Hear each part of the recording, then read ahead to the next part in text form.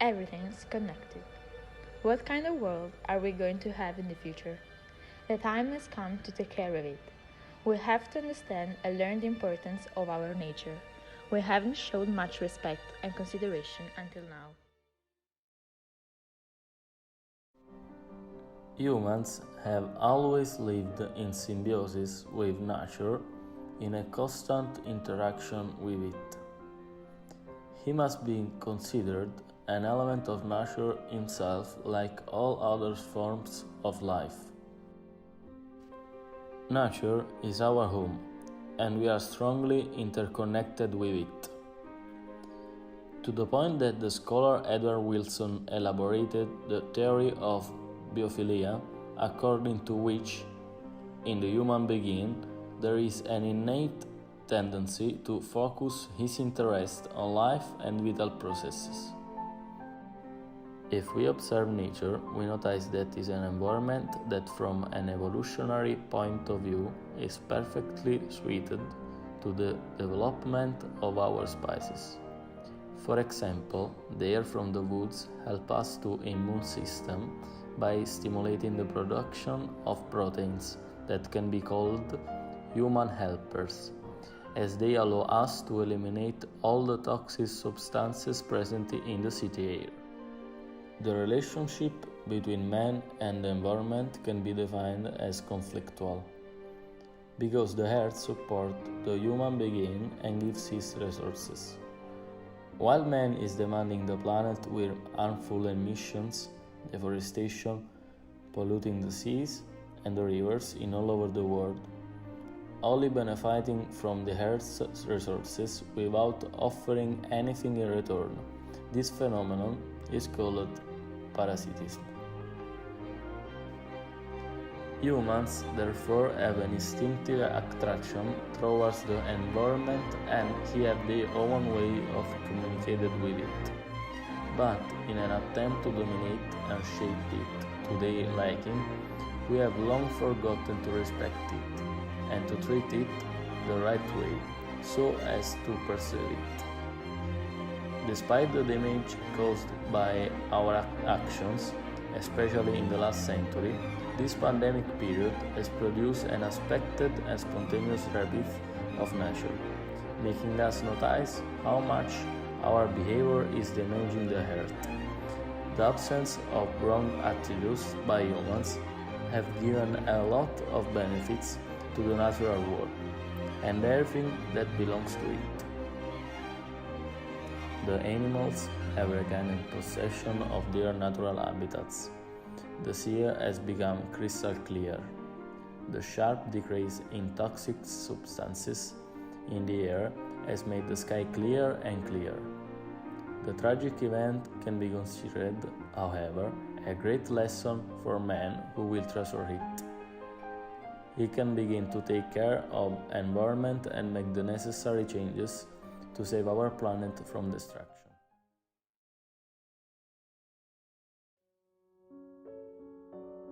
The bad usage of the environment by man led to catastrophic consequences. Among these, there is the spread of some epidemics throughout history: Black Plague, smallpox, Spanish influence, all of this caused by the reduction of natural barriers that for centuries have created a wall that prevented the contagion. The destruction of habitats and biodiversity provoked by mankind breaks the ecological equilibriums able to contrast microorganisms responsible of some illnesses and creates favorable to their diffusion. Deforestation, for example, finalized to the creation of pastures, food production, or the advancement of urban areas, removed part of multi-species folk, which, like a type of first line, permitted to maintain a bigger distance between viruses and mankind, raising contagion risks. Then there is the feral animal commerce, which is a proven vehicle for old and new zoonosis, which every year causes about 1 billion cases of illnesses and millions of deaths. Ourselves today are victims of the COVID-19 epidemic, which had extremely negative impacts over mankind health and over social and economic system, such as those we are witnessing in the current health emergency that has reached the scale of a real pandemic, having affected over 129 countries on every continent, with over 5,000 victims.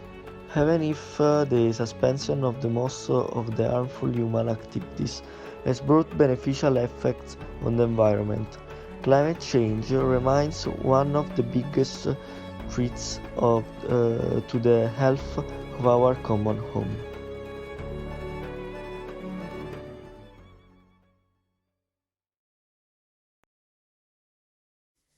Over the last century, the average global temperature has risen by 2 degrees.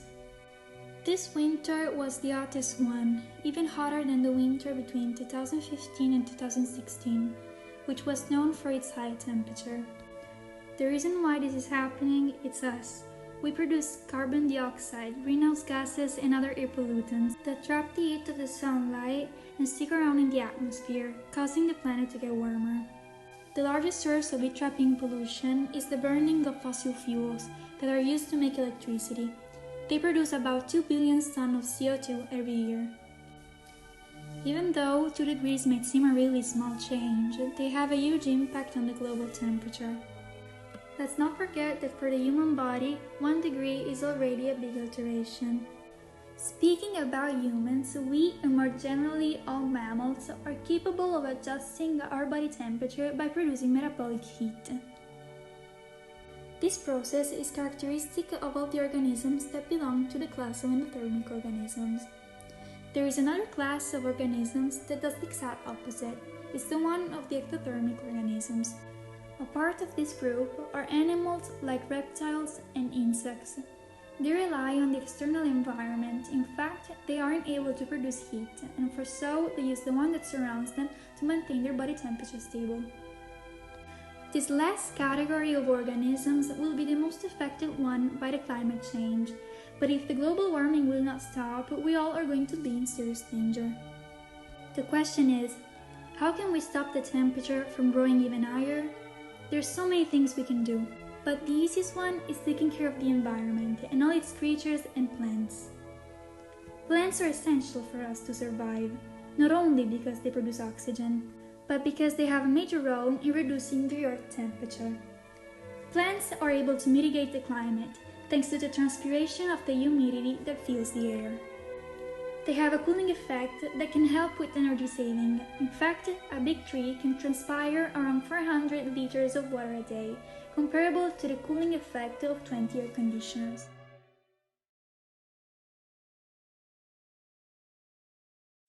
Global warming is destroying our world, thousands of billions of people, plants, and animals. It is likely to be the greatest cause of species extinctions in this century.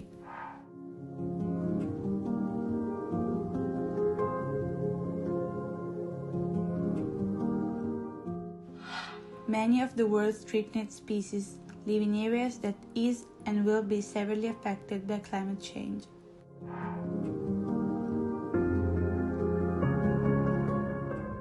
And, unluckily, it is happening too quickly for many species to adapt.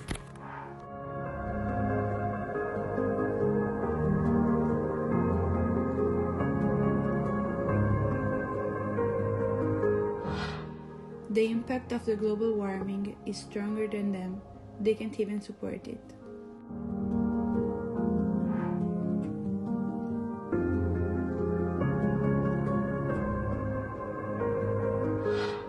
Climate change could also lead to a greater spread of viruses.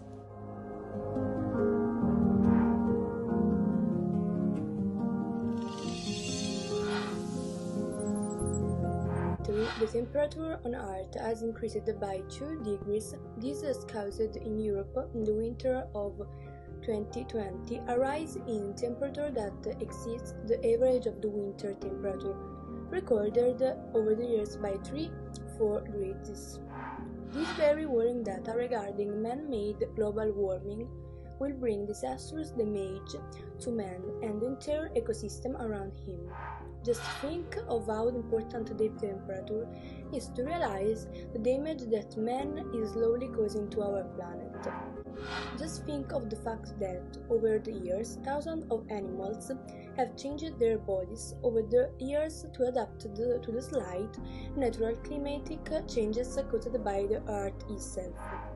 The sudden rise in temperature caused by the human being has led and will lead to numerous extinctions of numerous animals that are unable to adapt to these enormous climate changes. Climate change could also lead to a greater spread of viruses, because if anything, the human temperature should pass from the normal temperature of 36.5 degrees to that, for example, 37.5 degrees, we could go from being healthy to no longer have this certainty. Climate change is therefore among the most important disasters that man has caused on this planet.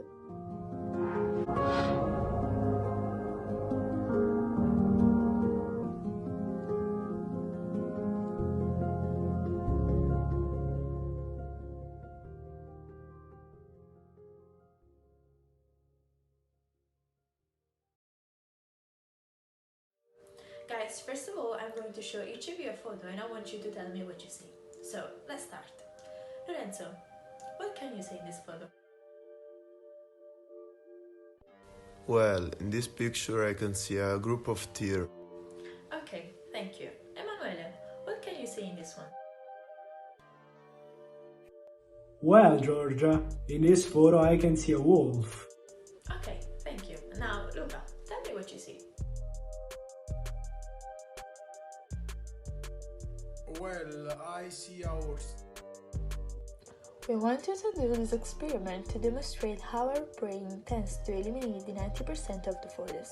In fact, all these have one thing in common. They show mainly plants. The sort of plant blindness developed by our brain nowadays is a big problem. Our planet is made up of 99.7% of plants. We should start taking a step back and show more respect and take care of our plants. They were here before us and maybe we can learn from them. We must protect them to protect ourselves.